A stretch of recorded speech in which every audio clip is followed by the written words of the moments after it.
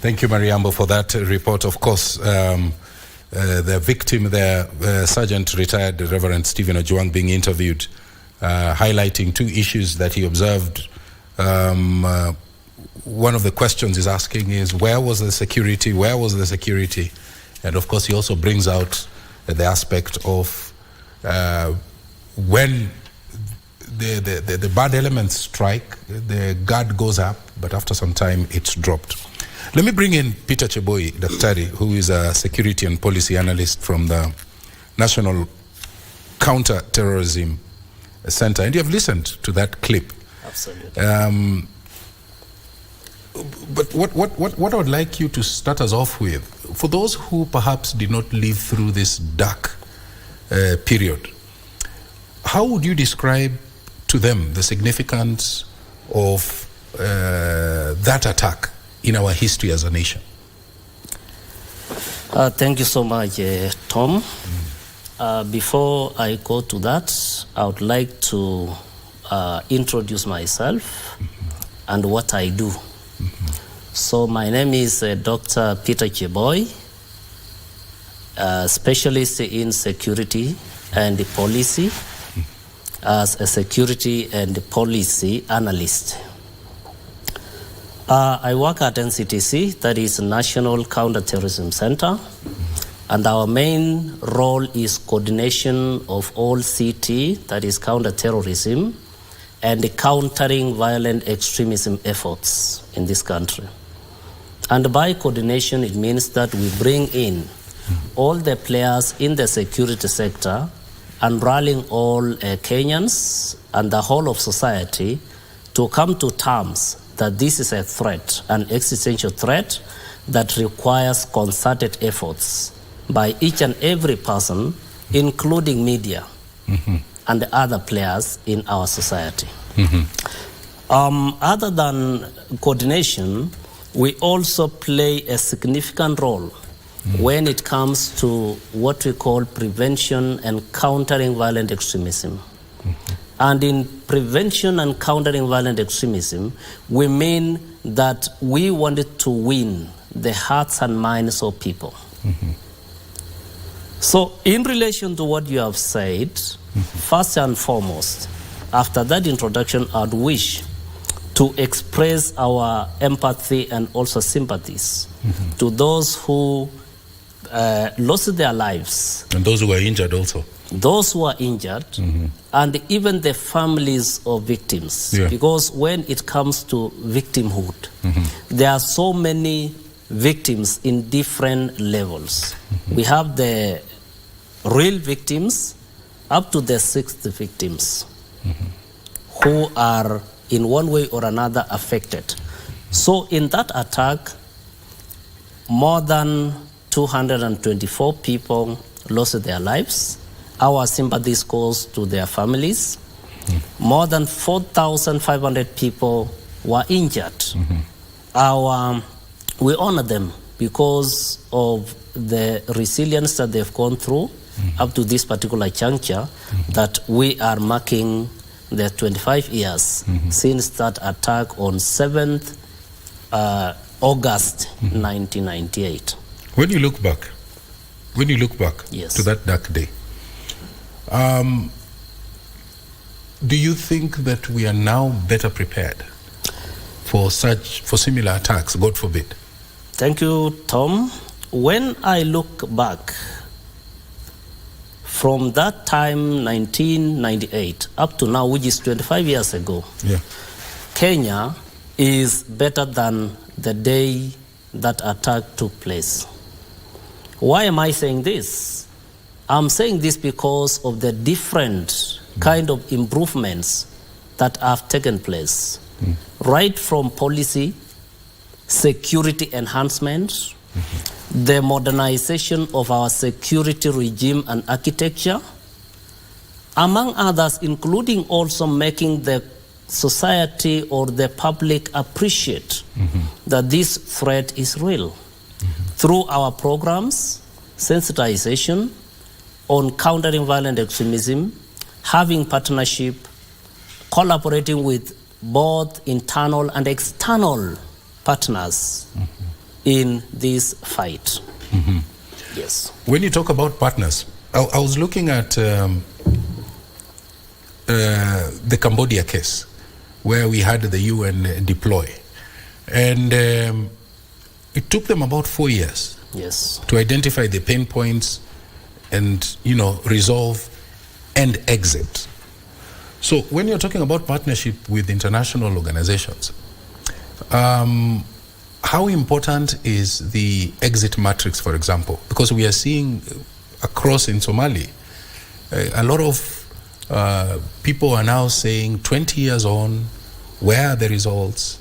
Is there an exit plan? Or how does that work for you as an expert in security? How important is it to factor that in, an exit strategy? Yes, when it comes to the issue of exit strategy, each and every organization that gets into something has exit plan.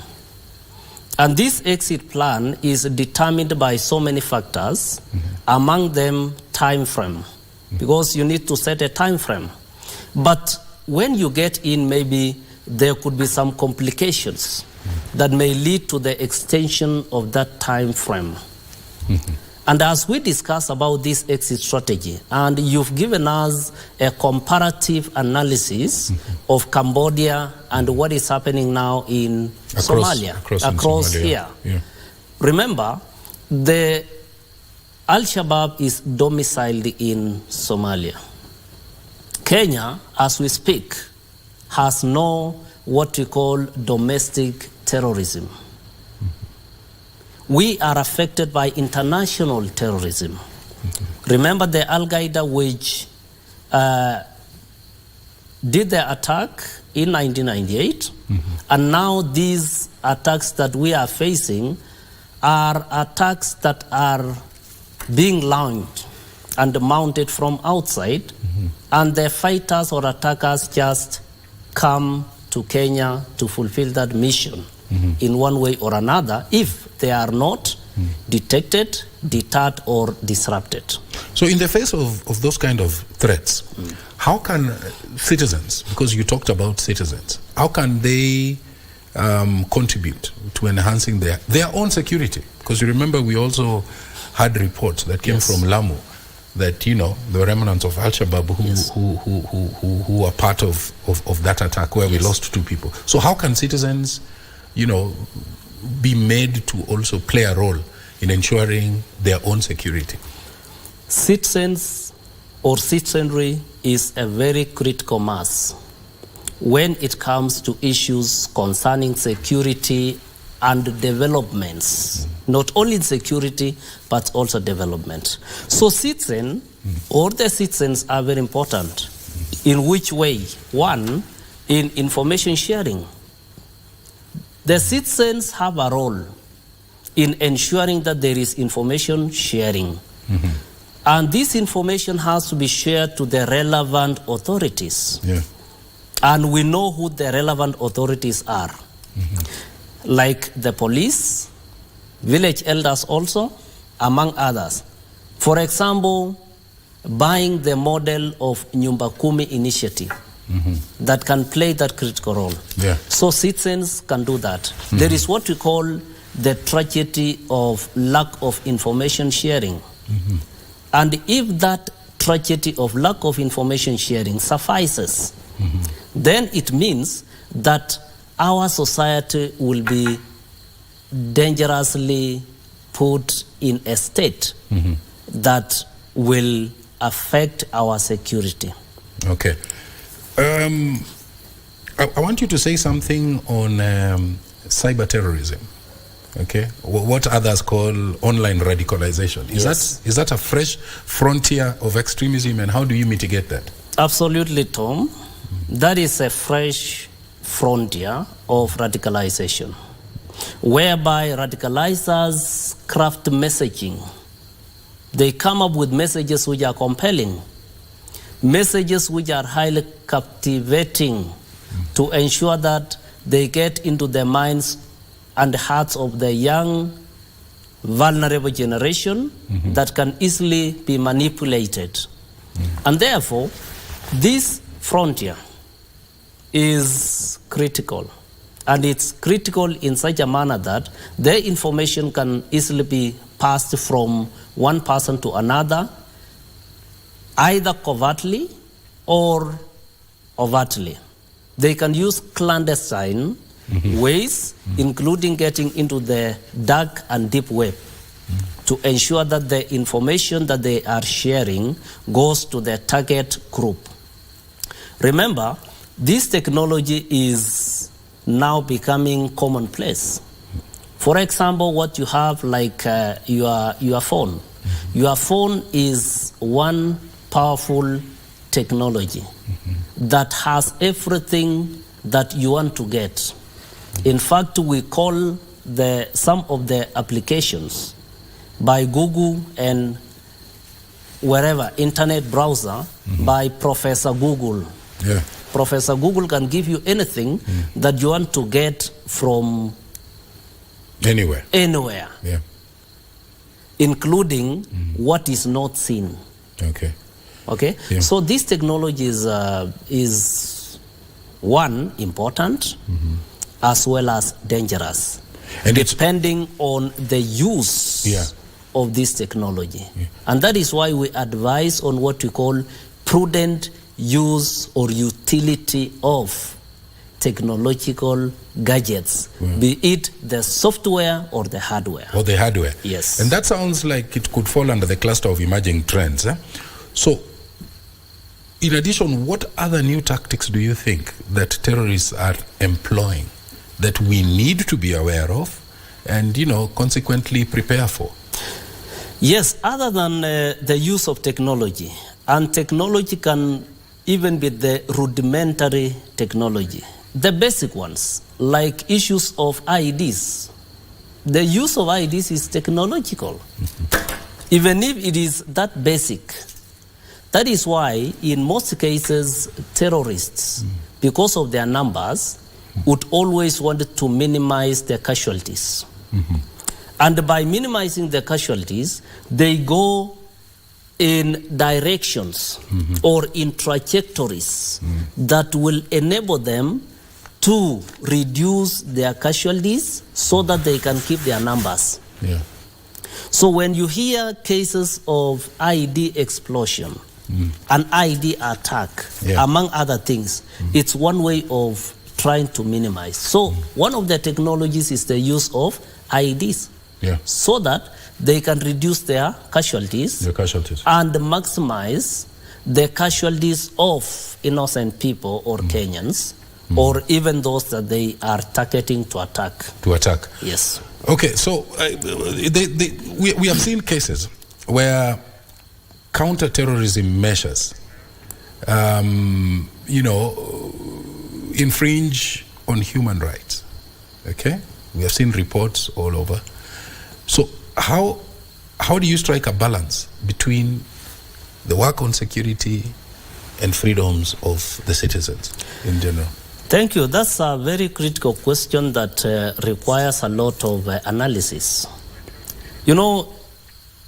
In statutes, in our constitution, and also in Universal Declaration of Human Rights, we have freedoms and rights.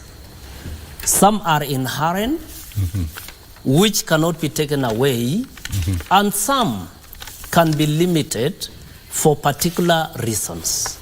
For example, if we say that we curtail the movement or the freedom of movement of a suspect or a convict, are we in any way curtailing, or are we in any way removing the human rights from them? We say no. So some of these statutes are put in operation because they are supposed to guide. And one of the critical issues that we need to look at is what is the common good? And the common good to who? Remember, you have your rights, I have my rights. When you come or you surpass the red line, then already you'll be infringing into my rights. But when the way these rights are supposed to be moderated in terms of who are you, what have you done, and what is it to the public. Okay. Then there is a way that this is sanctioned in a certain way by the law. Okay. And the law can guide us on how to go about that. On how to deal with that. Yes. I want to thank you so much. Where my rights end is where your rights begin. Yes, absolutely. Dr. Peter Cheboy, Security and Policy Analyst from the National Counterterrorism Center. Yeah. Thank you so much for finding time to come and be with us. We have to bring it to an end. Yes. And I want to also thank you for watching on behalf of the indomitable team, Prime Edition team in the back end. We will be back here again tomorrow. My name is Tom Boya from Nairobi, Kenya, bidding you good night and God bless you.